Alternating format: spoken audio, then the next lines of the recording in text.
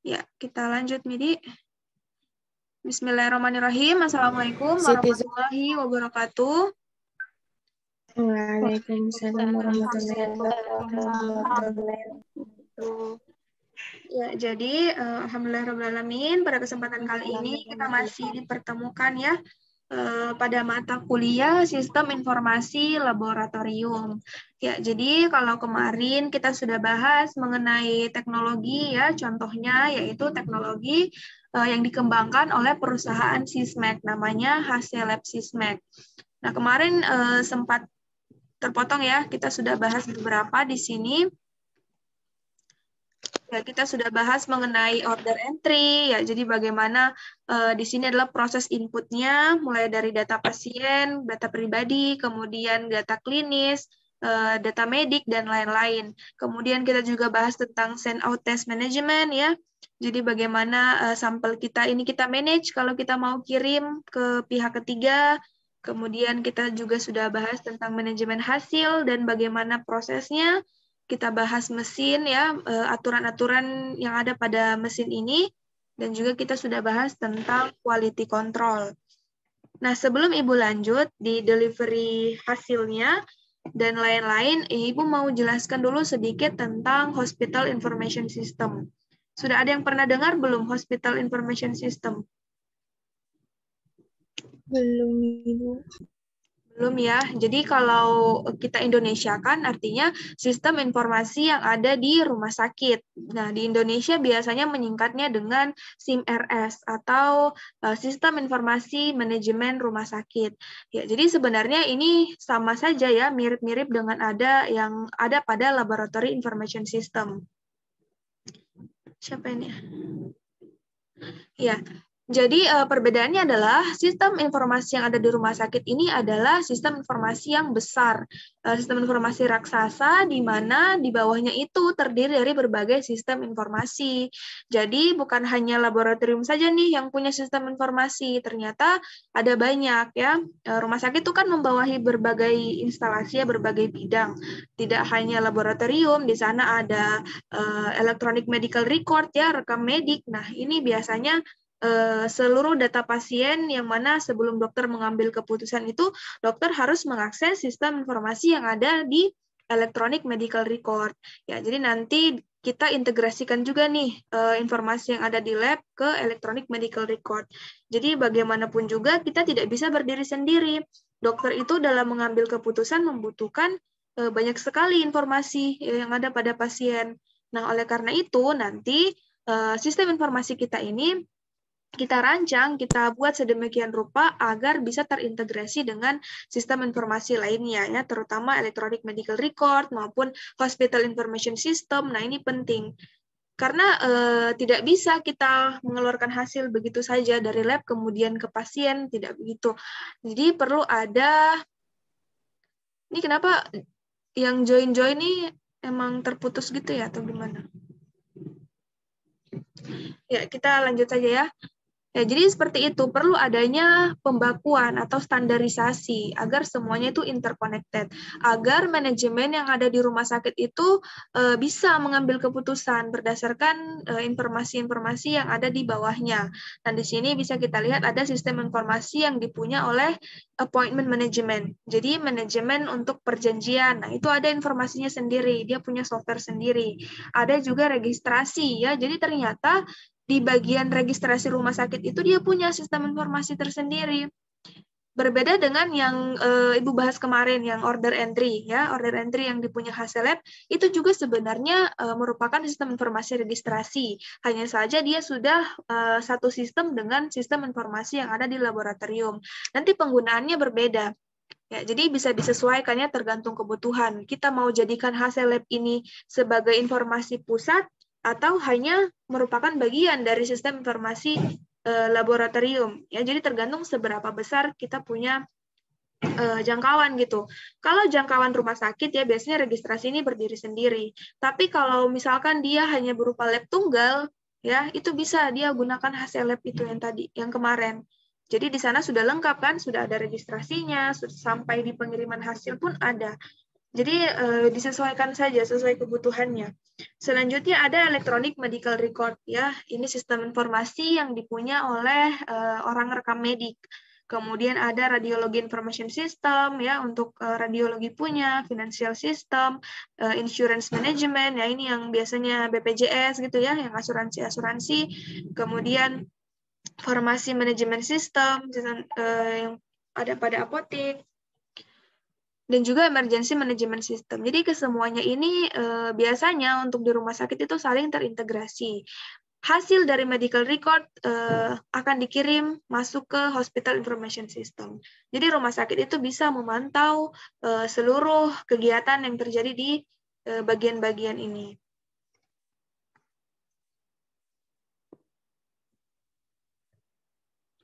Nah, selanjutnya aspek penting sistem informasi laboratorium. Jadi sebenarnya sistem informasi laboratorium itu mempunyai dua aspek penting ya, yang mana aspek ini tidak bisa dipisahkan, yaitu yang pertama spesimen tracking dan juga pasien tracking. Ya, ini sebenarnya fungsinya tuh dua ini saja. Jadi bagaimana nanti dokter akan mau men-tracking pasien dan juga spesimen itu dengan mudah dengan bantuan sistem informasi ini. Jadi pasien tracking itu adalah proses di mana sistem men-track data pasien. Jadi harusnya lebih mudah dong kalau kita mau mencari nama siapa gitu, tinggal diketik langsung muncul. Dan harus muncul. Kalau tidak muncul berarti sistem informasinya bermasalah ya. Nah, jadi sistem pasien tracking itu bisa dimulai dari registrasi ya, mulai dari dia rawat inap atau rawat jalan, kemudian dokter mengajukan tes lab, kemudian hasilnya akan diinput ke sistem, dan hasilnya ini akan diintegrasikan ke electronic medical record atau hospital information system. Jadi semua ini harus dapat dilacak, dapat di-track. Ya, itu yang dimaksud dengan pasien tracking.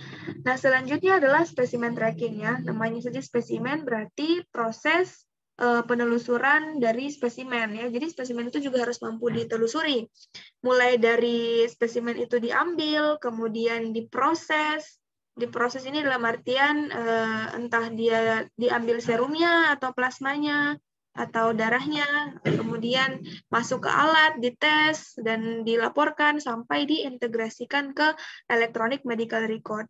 Jadi nanti dokternya itu ya tidak perlu lagi membuka sistem informasi lab, dia langsung buka baik electronic medical record maupun hospital information system saja. Jadi dia punya akun tersendiri. Jadi sistem informasi yang ada di laboratorium itu harus kita integrasikan, kita padukan ke sistem informasi lainnya. Oleh karena itu ada namanya proses standarisasi sistem. Ya, Ibu ingat kemarin siapa ya yang bertanya itu? Pertanyaannya, gimana Bu kalau masing-masing alat itu punya sistem informasi tersendiri? Siapa ya kemarin yang bertanya tuh?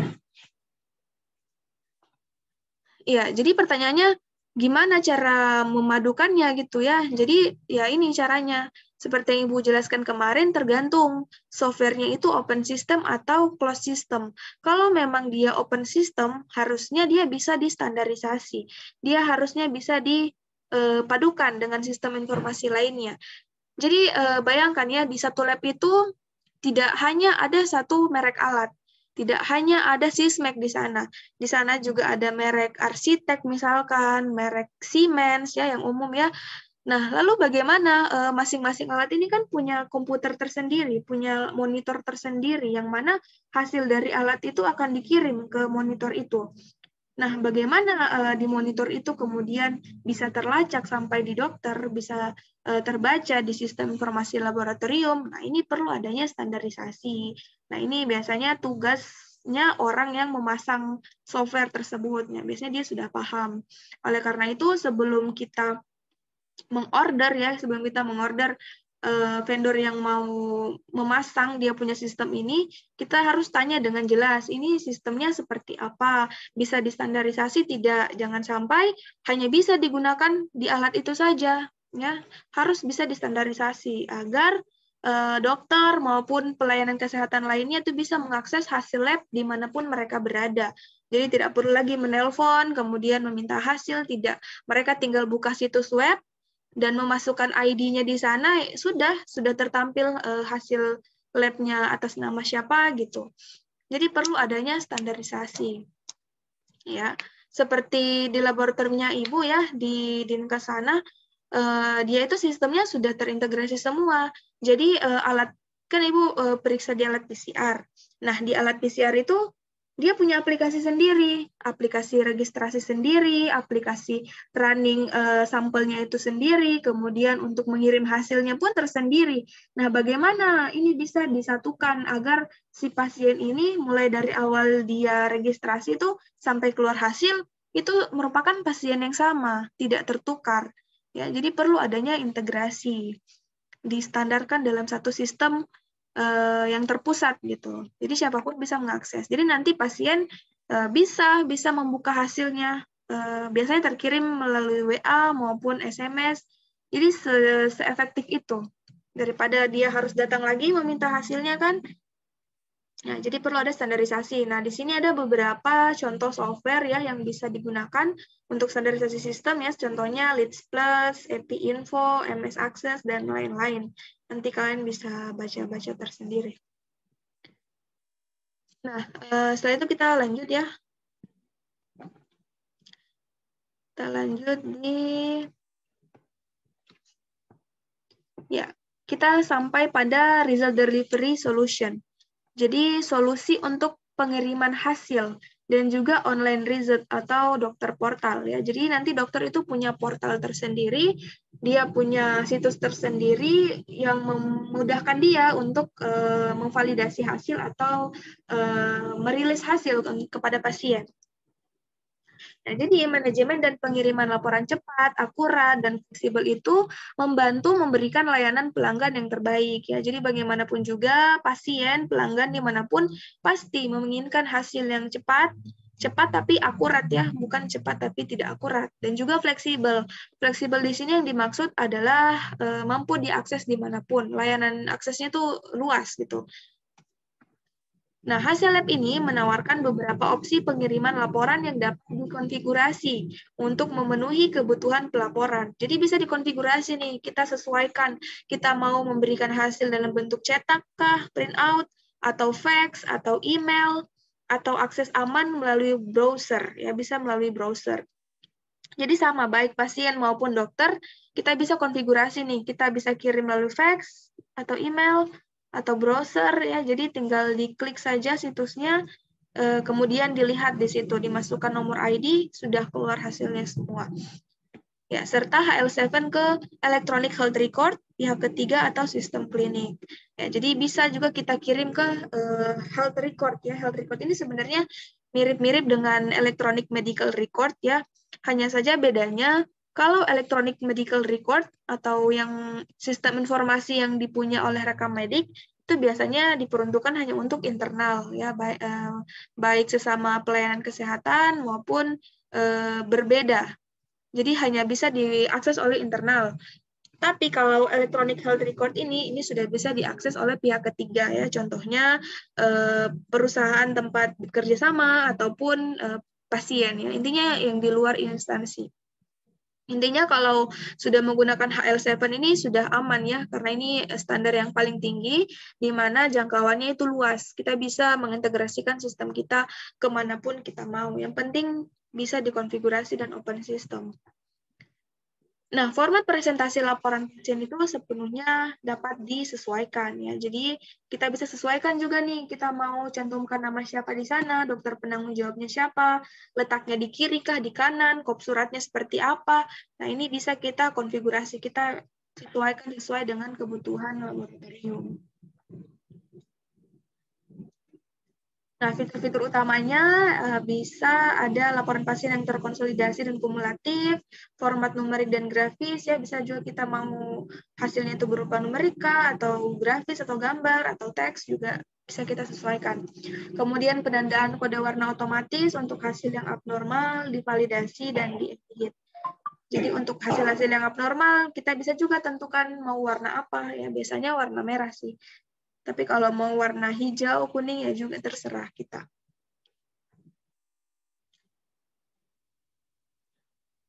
Nah, penyedia layanan kesehatan ini dapat dengan aman mengakses semua hasil dan laporan diagnostik untuk pasien di suatu tempat terpusat melalui situs web atau perangkat seluler. Ya, jadi itu tadi semuanya sudah terpusat. Kalau contohnya apa ya? Ah, kalian pernah dengar all record nggak? All record untuk COVID. Pernah dengar nggak? Belum. Belum, Bu. Belum ya? Belum, Ibu. Ya, jadi pernah berpikir tidak bagaimana pemerintah itu tahu bahwa angka COVID misalkan di Sulawesi Selatan sekian angkanya. Itu mereka tahu dari mana? Apakah mereka pergi hitung satu-satu, pergi periksa, begitu atau gimana?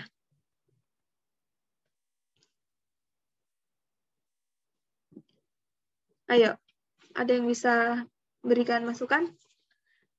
Bagaimana pemerintah pusat itu tahu angka penderita COVID yang ada di Sulawesi Selatan? Ada yang tahu enggak?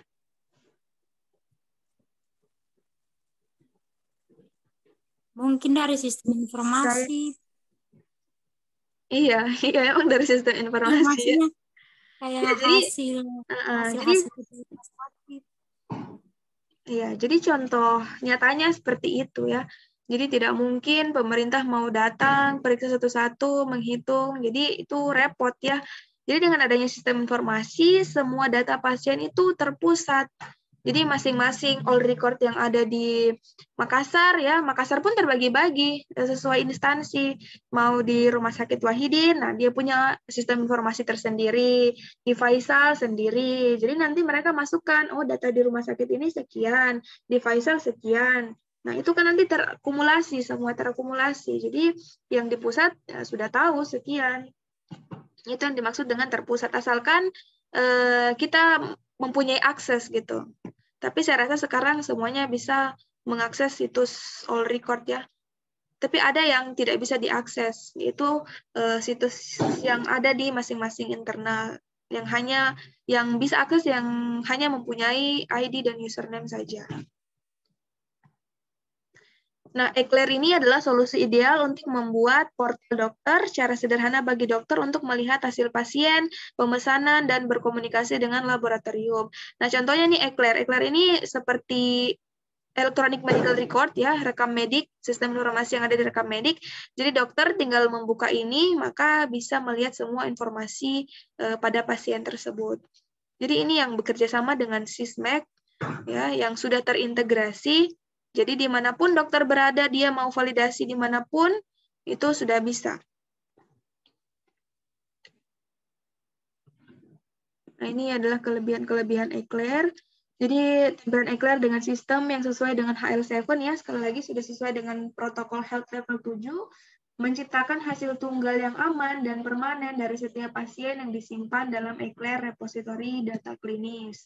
Nah, penyedia layanan kesehatan seperti dokter, spesialis, bidan, dan apoteker juga dapat dengan aman mengakses semua hasil dan laporan diagnostik untuk pasien mereka di satu tempat terpusat melalui situs web atau perangkat seluler. Ya, jadi sebenarnya hasil lab ini ya sudah bisa bertindak sebagai itu tadi yang Ibu sebut sistem informasi rumah sakit. Dia sudah bisa bertindak sebagai pusat informasi. Yang penting kita sesuaikan saja apakah lab kita yang kecil atau besar atau ada bagian-bagian lagi di bawah lab. Nah, ini kita sudah bisa menggunakan hasil lab. Karena sudah bisa diakses di manapun.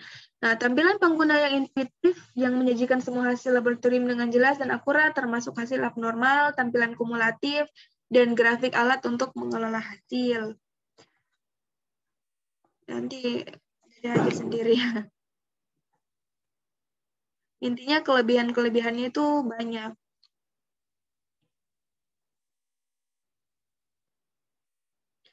Nah, ini contohnya ya, contoh worksheet atau workstation dari Eclair yang dipunya oleh dokter ya. Di sini bisa kita lihat ada kata Sysmex di sini, artinya Sysmex ini sudah distandarisasi untuk bisa terhubung dengan Eclair. Ya, jadi ini anggaplah ini medical record punya dan ini adalah analis punya. Ya, jadi dari alat Sismek, sistem informasi Sismek, kita kirim hasilnya di Eclair. Nah, nanti di sini dokter bisa membaca semua hasil-hasil rekam medik dari si pasien. Mulai dari biokimia di sini ada, tanggal berapa ada, kemudian hematologi juga ada, kemudian hasil-hasil diagnostik lainnya. Nah, ini. Jadi dengan melihat catatan pasien, jadi dokter itu tidak serta-merta mengeluarkan hasil, mendiagnosa pasien menderita penyakit A, misalkan, tanpa melihat catatan medik pasien, ya tentunya dengan melalui anamnesa, hasil radiologi, pokoknya hasil-hasil yang lainnya itu baru bisa dokter mengambil kesimpulan untuk menyatakan suatu penyakit. Nah, yang terpenting di sini adalah laboratorium. Karena ini yang menunjukkan yang sebenarnya terjadi di dalam tubuh pasien ya. Nah, ini semuanya. Contoh di sini diklik biokimia ya, muncul semua di sini. Jadi dokter tinggal checklist saja, accept misalkan di sini sudah langsung dikirim masuk ke ponsel penerima, misalkan kalau dia masukkan nomor ponsel atau email bisa, atau dia mau yang print out bisa juga. Di sini juga ada menu-menunya. Ya, ini hanya salah satu contoh. Nanti kalau misalkan gunakan software yang lain pun tampilannya mungkin akan berbeda. Tapi pada umumnya sama konsepnya. Nah, ini contoh yang di HP ya.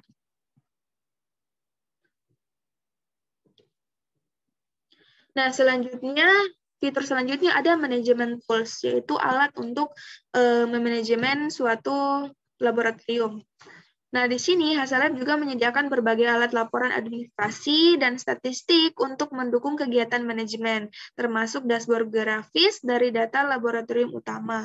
Jadi nanti hasil manajemen tools ini kan biasanya dia menampilkan dalam bentuk grafik tuh, grafik maupun bagan-bagan seperti ini. Nah, ini memudahkan bagi pihak manajemen untuk mengambil keputusan ya. Kalau ada yang ingat kemarin, tujuan dari sistem informasi adalah menyediakan data menjadi sebuah informasi untuk bagaimana manajemen dapat mengambil keputusan kan. Nah, di sini untuk hasil lab sendiri tampilannya tuh sudah menarik, grafisnya menarik sehingga ya manajemen tuh dapat dengan mudah mengambil keputusan. Misalkan data pemeriksaan per hari atau per bulan, nah, itu dia tampilkan dalam bentuk seperti ini. Sehingga tidak perlu lagi repot-repot untuk menghitung, repot-repot untuk mencari data, nah semuanya sudah tertampil di sini. Nah, membuka kunci data di list adalah kunci untuk mendukung manajemen harian laboratorium.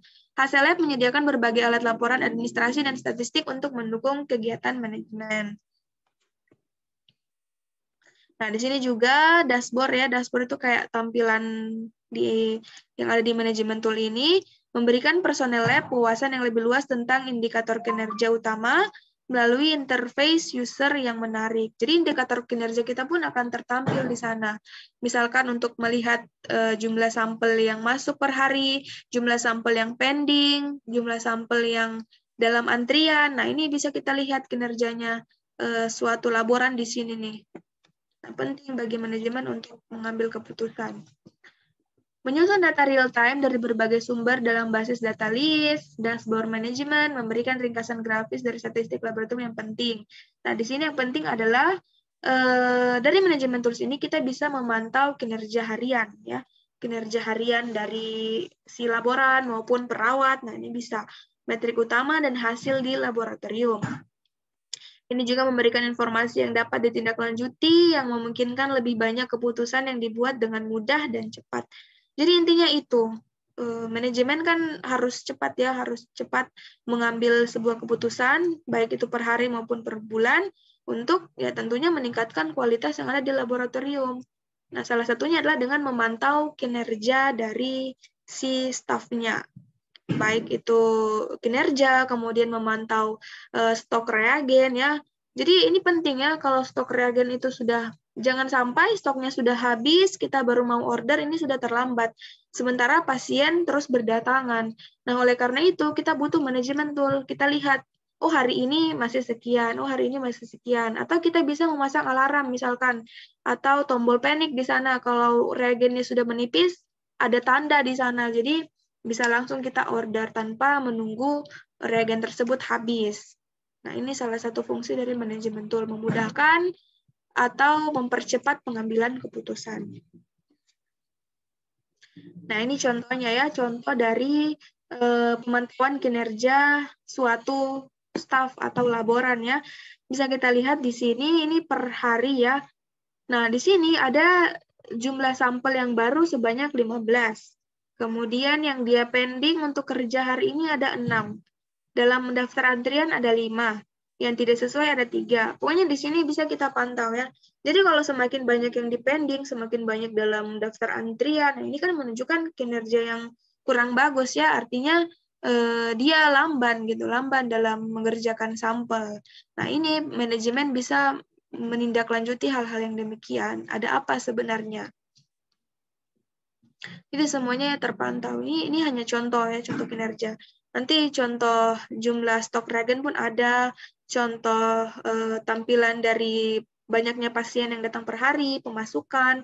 Nah, semuanya tampilannya menarik seperti ini. Jadi lebih mudah kan? Coba misalkan masih berupa teks, misalkan jumlah yang pending harinya ada 15.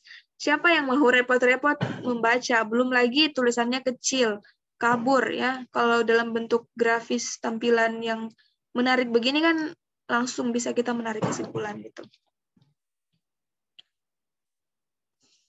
Nah, fitur selanjutnya ada reagen inventory management ya.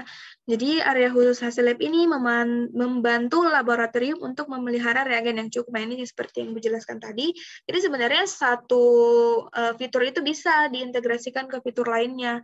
Jadi manajemen inventory reagen ini bisa dimasukkan ke dalam manajemen tools tadi. Nah, ini dimaksudkan untuk menghindari pemborosan karena reagen yang kadaluarsa ya. Jangan sampai reagennya sudah kadaluarsa masih kita gunakan hanya karena kita tidak tahu ya. Kemudian memantau konsumsi, penganalisis dan menghitung biaya per pengujian. Jadi pihak manajemen juga bisa memantau misalkan kenapa jumlah pasien per hari sekian sementara stok reagen sudah banyak berkurang. Nah, ini bisa dianalisis. Nah, selanjutnya adalah WEM. Yang ini adalah bagiannya hematologi dan urinalisa ya. Jadi ini seolah-olah hasil lab ini dia membuat fitur seperti ini seolah-olah dalam satu lab itu hanya alatnya saja yang ada gitu. Jadi ada fitur hematologi, urinalisa, ada fitur kimia. Tapi kalau misalkan kita mau mengadakan jenis alat yang berbeda, merek yang berbeda pun tidak masalah. Nanti tinggal disesuaikan saja. Tapi di sini dia contohkan, misalkan dia punya fitur untuk mengatur manajemen yang ada di hematologi dan juga urinalisis. Kalau menggunakan alat ini ya. Tapi kalau tidak, ya tinggal diintegrasi saja ya. Nanti tetap masuk di dia punya sistem. Pemeriksaan data secara real-time pada data yang diterima dari penganalisis berdasarkan nilai yang telah ditentukan, misalkan batas atas, batas bawah, nilai penik, dan hasil sebelumnya untuk setiap parameter. Memanfaatkan teknologi pendukung keputusan dan aturan standar dalam WEM, ya, pengambilan keputusan untuk verifikasi otomatis. Nah, ini seperti yang sudah Ibu jelaskan kemarin, dia bisa verifikasi otomatis. Kalau misalkan hasilnya sudah keluar dari rentana atau nilai normal, dia akan verifikasi sebagai high atau low atau normal. Kemudian ada juga komentar otomatis, pengulangan dan pengujian refleks dapat dicapai. Ya, jadi kalau kita mau atur, ada hasil yang tidak sesuai, kita mau atur dia pengulangan secara otomatis pun bisa. Jadi tanpa perlu kita ulang lagi, masukin sampel lagi, tinggal kita atur saja di situ, refleks untuk hasil-hasil yang memang perlu diulang, tinggal dia ulang sendirinya. Tampilan pengguna grafis tunggal ini bersifat intuitif dan ramah, serta menyediakan kontrol pengguna atas seluruh proses pengujian. Jadi kita sebagai user itu, sebagai pengguna mempunyai kontrol penuh ya terhadap software ini. Yang penting kita tahu saja bagaimana cara pengoperasiannya. Itu lebih mudah. Nah, ini contoh tampilan dari workstation hasil lab WEM, yaitu hematologi dan juga urinalisa. Ini kayak kemarin ya. Di sini kalau ada yang masih ingat, dia punya kemampuan untuk transformasi data ya, karena sudah termasuk terstandar sistem Health Level 7 atau HL7 ini, maka dia bisa transformasi datanya yang dari data grafis seperti ini, gambar-gambar bisa ditransformasi menjadi sebuah angka atau numerik ya.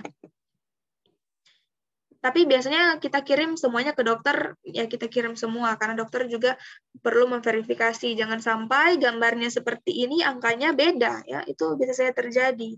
Maka kita harus kirim semuanya, biar dokter yang menentukan. Meskipun kita sebagai analis juga bisa paham, tapi pengambil kebijakan tertinggi tetap dokter ya.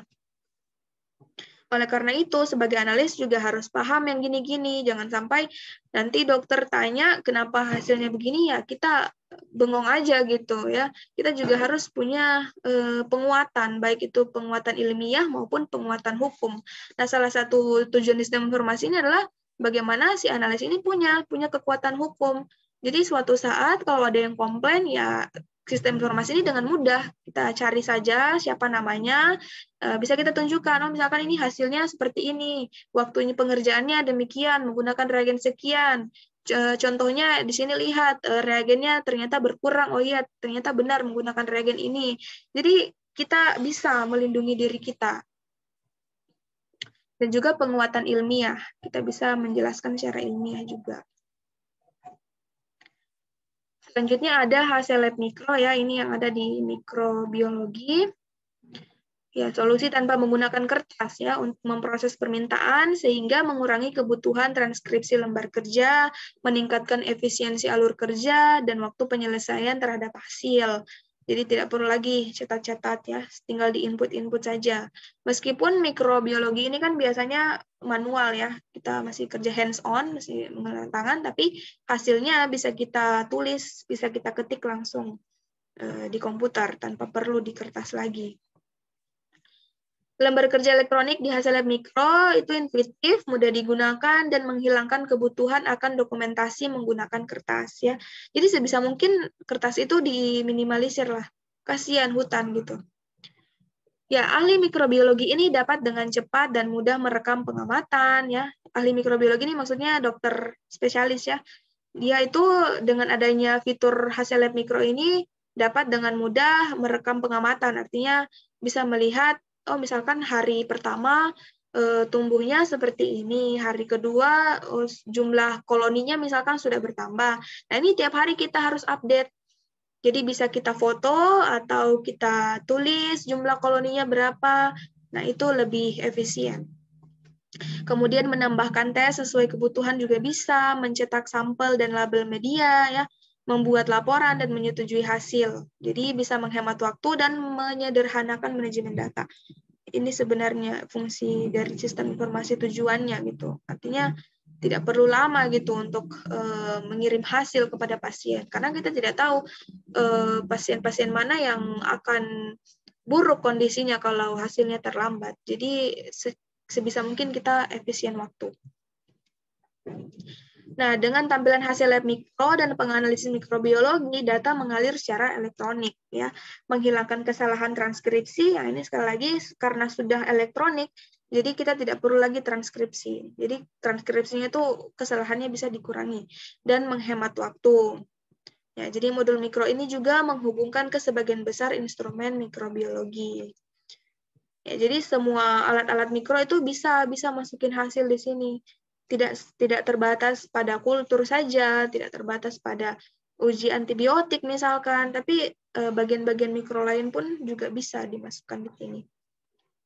Nah, ini contoh tampilannya, workstation-nya. Nah, di sini ada order entry, misalnya ada agak nggak jelas ya gambarnya. Sama sih sebenarnya, mirip hema, mirip kimia, ada juga order entry-nya, ada juga check-in spesimennya, ada culture di sini, di kultur, ada juga pemeriksaan non kultur. Contoh pemeriksaan non kultur bakteri itu seperti apa ya? Ada yang tahu? Selain di kultur, contoh pemeriksaan lainnya itu apa? Sudah belajar mikrobiologi kan? Bakteriologi? Ya, sudah. Sudah. Ya, contohnya apa? Pemeriksaan non kultur. Kalau kultur kan udah tahu ya, menanam bakteri gitu. Kalau yang non, contohnya seperti apa ya? PCR, Ibu. Seperti apa? Ya kayak pewarnaan. Warna. Pemeriksaan ya, pewarnaan. Apalagi? Selain pewarnaan, apa lagi? Ayo, Hapusan. ingat-ingat. Apusan? Adakah apus bakteri?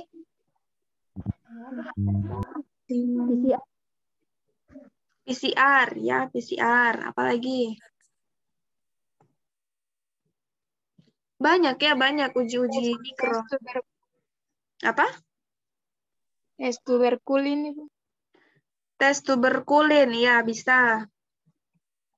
Uji katalisis juga ada ya, uji katalisis, uji gula-gula, ya banyak. Nah, semuanya ini uji biokimia. Jadi itu semua hasil itu bisa kita masukkan di sini. Kemudian ada yang ini interface-nya, bisa kita print, ya, dan lain-lain. Jadi di sini tidak terbatas hanya pada bakteri ya, namanya mikro itu banyak, bisa parasit, bisa juga virus ya, jamur. Sudah pernah kultur jamur? Sudah Ibu. Sudah, Bu. Sudah Ibu. Sudah ya. Jadi kalian kultur sendiri, interpretasi sendiri ya. Ya, baik. Jadi sebenarnya yang bertugas interpretasi itu sebenarnya dokter. Kita hanya mencatat saja, misalkan bentuknya seperti apa, warnanya apa, bila perlu kita foto. Nanti yang menentukan, oh ini jamur ini adalah, itu biasanya dokter. Tapi tidak salah juga kalau kita tahu, dan malah lebih bagus menambah pengetahuan. Jadi contohnya seperti itu. Jadi kalau kita kultur, ya kita masukkan di sini. Bila perlu kita foto di mikroskop, langsung terkirim ke sini. Jadi ada mikroskop yang sudah canggih tuh ya, sudah ada kameranya ya. Jadi tinggal difoto, kemudian langsung deh terkirim ke sistem ini. Jadi dokter nanti tinggal melihat, oh ternyata hasil kultur sputum, misalkan sputumnya pasien A, bentuknya seperti ini. Kemudian dicocokkan lagi nih dengan hasil darahnya, dicocokkan dengan hasil kimia kliniknya. Baru dokter bisa memutuskan, oh si A ini mempunyai penyakit X misalkan. Kemudian obatnya adalah ini. Nah, ini juga membutuhkan bagian-bagian yang lain, seperti sistem informasi farmasi, sistem informasinya medical record, radiologi, semuanya masuk ya. Karena satu penyakit itu biasanya mengindikasikan banyak hal, tidak hanya pada hasil lab saja, ya, semuanya pasti akan berubah. Kayak misalkan sakit COVID misalkan. Nah, ini kan ada banyak aspek di sana. Ada bisa demam, bisa sitokin yang meningkat. Pokoknya berkaitan semua yang ada dalam tubuh. Itulah pentingnya kita melakukan riset ya, agar diagnosis ini bisa terarah gitu, terspesialisasi tanpa perlu kita periksa seluruh tubuh. Kita tahu ini spesifik untuk penyakit ini, ya langsung saja mendiagnosa.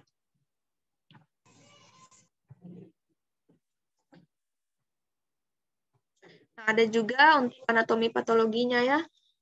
Nah, jadi tahu enggak apa itu anatomi patologi? Bagian lab instalasi anatomi patologi tahu enggak?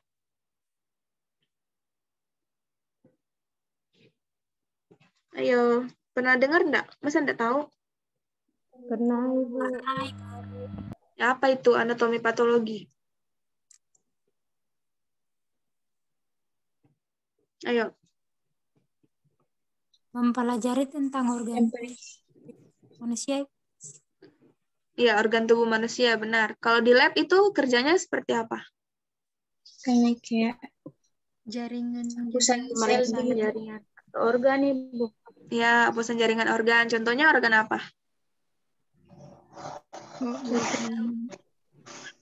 Uterus, Uterus.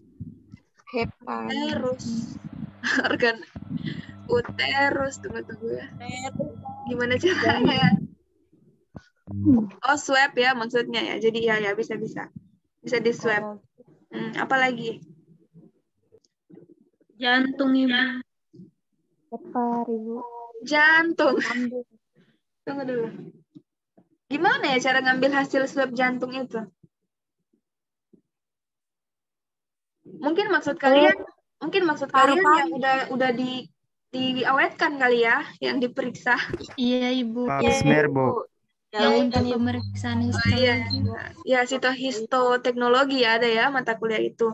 Ya mirip-mirip inilah Iya. anatomi patologi. Tapi itu kan untuk melihat jaringan yang sudah diawetkan kan ya, agar kita tahu oh ternyata jaringan ini bentuknya seperti ini. Kalau ada perubahan bentuknya seperti ini. Ya benar sebenarnya. Cuma di sini lebih ke bagaimana sampel yang bisa kita ambil di manusia tanpa membuat manusia itu mati. Ngerti nggak? Kalau jantung diambil kan mesti mati ya. Hati. Ya, ini contoh-contoh yang bisa kita ambil dari luar, yang bisa kita diagnosis ya, seperti pap smear ya, untuk melihat apa kemungkinan adanya kanker ya. Kemudian apa lagi ya? Sputum ya. Sputum masuk di mana ya itu? Masuk di bakteri ya. Ya, contohnya apa lagi selain pap smear? Darah ya, darah ini sebenarnya masuk di kalau ada kelainan darah misalkan mengarah ke kanker, nah ini bisa masuk di anatomi patologi. Intinya patologi itu kan artinya kelainan ya atau penyakit. Nah, di sini kita mau lihat jaringan-jaringan mana saja nih yang berpotensi menimbulkan penyakit. Nah, biasanya ini cancer sih, cancer. Bisa cancer apapun. Nah, selain mendukung setiap langkah dalam proses persiapan slide, ya, jadi dia menggunakan slide ya, slide yang objek gelas itu. Di laboratorium, hasil lab AP juga menawarkan modul pelaporan yang komprehensif sehingga ahli patologi dapat membuat laporan yang canggih untuk setiap kasus pasien. Manajemen laboratorium mendapat manfaat dari alat canggih untuk memantau statistik dan waktu penyelesaian. Ada juga statistiknya di sini. Tapi kalau di Makassar ini kayaknya untuk lab AP masih dikerjakan dokter kali ya. Soalnya Ibu pernah di magang di salah satu lab itu yang memantau melihat jaringan itu masih dokter. Padahal sebenarnya kan harusnya analis ya. Jadi nanti analis memantau, mencatat saja apa yang dia lihat tanpa perlu dia menjustifikasi, tanpa perlu dia mendiagnosa bahwa pasien ini mengidapkan cancer ini misalkan. Ya, oleh karena itu tetap harus dipelajari juga. Jangan sampai kita disuruh melihat jaringan, kita tidak tahu ini jaringan apa. Kita tidak tahu ini mengarah kemana gitu. Nah, ini contoh tampilannya ya. Tampilan yang ada di anatomi patologi. Ini gambar apa ya? Isthmus thyroid gland. Oh, kelenjar tiroid ini. Ya, ini mungkin hasil foto kali ya. Iya, benar mungkin. Di sini kita bisa mencantumkan deskripsinya seperti apa, kemudian jenis spesimennya apa, mikroskopinya bagaimana. Jadi untuk mikroskopi tiroid ini mungkin ya masih berupa swab ya, jadi kita ambil, masukkan di dalam leher, atau misalkan kita operasi kecil, jadi jangan sampai kita ngambil organnya ya, hanya di swab saja. Biasanya di swab itu ada keluar jaringan-jaringannya, walaupun sedikit. Sudah bisa diamati. Ya, tampilannya kurang lebih seperti ini. Ada juga data pasien semuanya. Nah, ini dari barcode ya. Jadi tinggal di barcode saja, itu dia punya objek gelas muncul semuanya. Ini yang dimasukkan tadi di awal di order entry itu.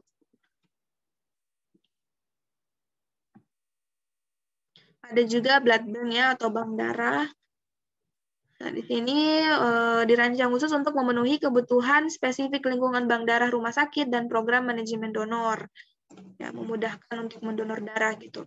Jadi dari donor dan manajemen inventaris hingga permintaan transfusi darah dan verifikasi kompatibilitas. Ya. Jadi dokter tidak perlu lagi misalkan untuk melihat datang ke laboratorium untuk melihat oh ini sudah benar, sudah kompatibel. Jadi dengan adanya sistem informasi ini ya bisa saja kita lampirkan fotonya, kemudian dilihat dokter bahwa oh iya sudah sesuai, diverifikasi, dikonfirmasi, diterima. Jadi sudah bisa lebih mudah gitu. Hasil lab blood bank memungkinkan kontrol penuh atas alur kerja bank darah Anda. Nah, ini keuntungannya ya, jadi dia cepat, akurat, dan intuitif, meningkatkan aliran kerja bank darah dan efisiensi operasional, sangat fleksibel, dapat dikonfigurasi, kemudian manajemen donor dan produk darah yang andal, ketelusuran penuh, kontrol kualitas total dan pelaporan manajemen, dukungan untuk pengembangan platform multibahasa juga ada. Nah, ini contoh workstation-nya untuk blood bank, emang agak kabur ya. Jadi di sini ya kita sebagai analis kan yang melakukan biasanya apa, cross matching ya atau ABO typing ya untuk menentukan golongan darah, kemudian menentukan kecocokan antara pasien dengan si donor. Kalian sudah belajar ini belum? Imunohematologi dan bank darah. Sudah, Bu. Sudah, Bu. Ya. Yang ajar siapa? Ibu Mariam ya? Pak Suharsil. Oh, bahasa Asia ya. Bukan, Ibu Ibu. juga dulu ngajar bank darah tapi kelas berapa ya? Kelas F kalau nggak salah. Iya, jadi di situ Ibu ajarkan bagaimana proses cross matching ya, mencocokkan antara darah donor dengan darah pasien. Jadi nanti serum dengan darahnya direaksikan. Kalau gumpal berarti nggak cocok. Jadi prinsipnya itu di sini. Jadi kita tinggal masukkan saja. Kayak di sini kan contohnya di sini whole blood ya. Ya, kalau salah tulisannya whole blood ya antara pasien dengan resipien, ternyata kompatibel hasilnya. Nah, di sini kompatibel juga. Kemudian antibody typingnya bisa kita lihat di sini. Di anti-O-nya apa ini? Positif 1 ya. Anti-A negatif, anti-B negatif. Nah, ini maksudnya apa? Kalau di anti-A dia negatif. Berarti dia tidak mempunyai antigen A. Ya kan? Ya, Bu. Ya, karena anti-A ini adalah antibody yang hanya bisa tergumpal kalau ada antigen A. Nah, di sini juga ada anti-B negatif karena tidak punya antigen B. Jadi kalau tidak punya kedua antigen, dia punya golongan darah apa artinya? Oh, Ibu. Oh ya. Jadi O itu Oh, golongan darah yang tidak punya antigen, tapi dia memiliki kedua jenis antibody. Buktinya apa? Buktinya apa dia punya kedua jenis antibody? Coba lihat di sini. Ada yang tahu? Bukti kalau golongan darah O itu memiliki antibodi A dan juga antibodi B. Jadi harus dia punya antibodi. Kalau tidak, ya dia bisa diserang. Karena anti golongan darah O ini dia tidak punya antigen. Otomatis dia harus punya antibodi. Buktinya di sini. Di sel A itu dia positif 1 dan di sel B. Sel A ini kan isinya apa? Isinya kan antigen ya. Kalau kita teteskan golongan darah O yang punya antigen A, yang punya antibodi A maksudnya, ya pasti bergumpal. Kalau dia punya antibodi B, ya pasti bergumpal. Jadi dokter bisa langsung menganalisa, ternyata cocok, benar, dia golongan darah O+. Resusnya juga positif. Jadi seperti itu. Ini juga ada antibody screening ya. Jadi melihat antibodi-antibodi apa saja yang mungkin bisa menggumpal, yang bisa membahayakan si resipien atau si penerima donor. Makanya di antibody screening ini harus semuanya negatif. Tidak boleh ada antibodi yang positif meskipun konsentrasinya sangat kecil. Karena bagaimanapun juga bisa membahayakan, bisa menyerang antigen-antigen yang ada di tubuh penerima itu. Jadi bagaimanapun juga antibody screening harus negatif. Jadi nanti kita input saja, sudah ada submenunya di sini, kita tinggal input, anti A negatif, anti B negatif, nanti tampilannya seperti ini. Dokter bukanya seperti ini. Nanti tinggal dikonfirmasi, ya sudah, si pasien langsung bisa menerima donor, misalkan dari si pasien yang sudah diuji kecocokannya. Ya, jadi yang perlu diingat di sini adalah implementasi dari list itu membutuhkan kolaborasi ya, kolaborasi antar sesama atau kolaborasi yang dekat antara laboratorium dan sistem informasi lainnya. Jadi tidak bisa berdiri sendiri ya. Kalau di rumah sakit itu jelas tidak bisa berdiri sendiri. Dia harus berkolaborasi dengan sistem informasi yang lainnya agar bagaimana dokter bisa mengambil kebijakan ataupun pihak manajemen rumah sakit mengambil kebijakan demi meningkatkan kualitas dan kemajuan yang ada di laboratorium tersebut. Nah, kemudian dibutuhkan juga staff ya untuk membangun dan juga mensupport dan juga pengembangan standar yang ada. Jadi standar kita itu di lab dengan seiring berkembangnya zaman ya harus juga selalu dikembangkan, di-upgrade lah istilahnya. Ya, kurang lebih sekian. Ada yang mau ditanyakan?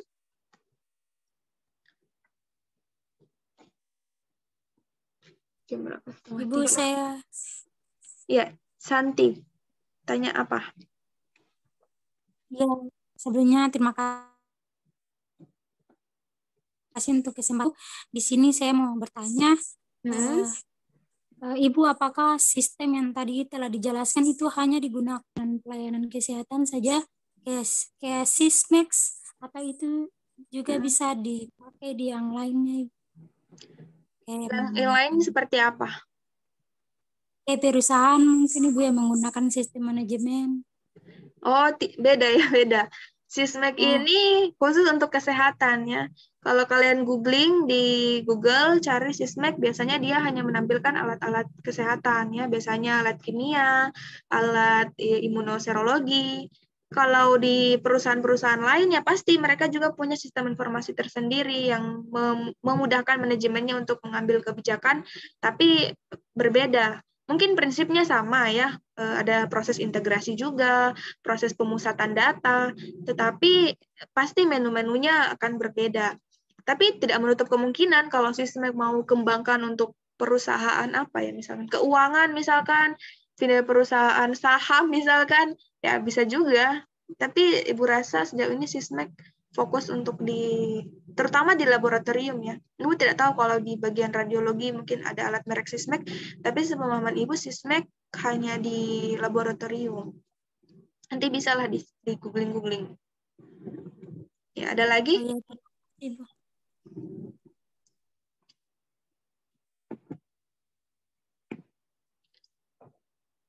Ada lagi yang mau bertanya? Sebenarnya kalau di jurusan rekam medik sendiri ini lebih diperdalam lagi karena memang ya jurusannya mereka ya. Mereka yang lebih banyak memanfaatkan sistem informasi. Karena semua data pasien kan ada di mereka. Bayangkan kalau masih menggunakan manual, menggunakan kertas, wah itu bisa satu gudang mungkin dokumennya. Ibu pernah lihat ya, di mana ya, di rumah sakit mana tuh dia punya pemusnahan dokumen itu satu gudang, memang bertumpuk kertas semuanya satu gudang. Kalau menggunakan sistem informasi kan tinggal cari hard disk saja, cari drive cloud-nya saja yang tinggi memorinya. Memang ada ya pemusnahan itu ada, biasanya 5 atau 10 tahun itu biasanya data itu sudah dimusnahkan, artinya sudah tidak digunakan lagi. Jadi sistem pemusnahan.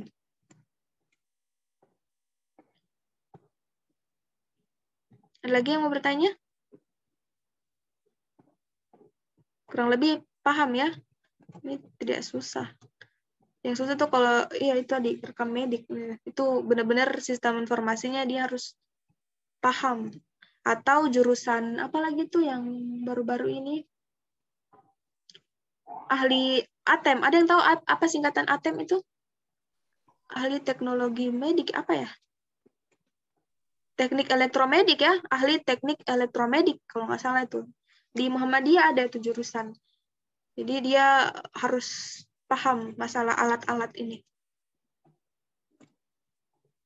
Tapi kita sebagai analis juga ya jangan menutup diri. Kita juga kalau mau paham alat ya tidak masalah. Jadi kalau terjadi kendala ya kita sendiri yang fixkan, kita sendiri yang perbaiki. Tidak perlu lagi menelpon yang tidak tahu berapa minggu kemudian baru datang teknisinya. Kalau kita paham kan kebanyakan analis itu Ibu tidak menjudge ya, tapi dari pengalamannya Ibu tuh analis-analis yang ada di laboratorium yang sudah canggih ya mereka tuh bekerja seperti apa ya? Kasarnya kayak robot gitu. Hanya tahu sampel masuk, keluar, kirim hasil begitu, besok lagi datang seperti itu tanpa dia tahu apa sih sebenarnya yang terjadi dalam alat itu. Ini alat gimana caranya dia bisa dari sampel, dari bubuk-bubuk reagen dimasukkan kemudian keluar angka tuh, pernah enggak kalian berpikir seperti itu? Seorang analis yang profesional harusnya berpikir. Jadi kalau ada masalah dia tahu masalahnya di mana, di masalah reagen kah? Nah, bisa dilihat lagi reaksinya seperti apa. Ada hasil yang abnormal, abnormalnya di mana? Ataukah karena teknis, karena alat? Nah, itu bisa ditahu kalau memang kita paham prinsip alat dan paham prinsip metode yang kita gunakan. Karena masing-masing metode ya pasti beda prinsipnya. Reagen yang digunakan pun berbeda. Jadi reaksi yang timbul pun pasti akan berbeda. Jadi jangan serta-merta kita selalu mau disalahkan dokter kalau ada hasil yang tidak sesuai. Bisa saja memang alatnya mungkin yang tidak pernah dikalibrasi. Makanya kita harus tahu ya kesalahan yang terjadi.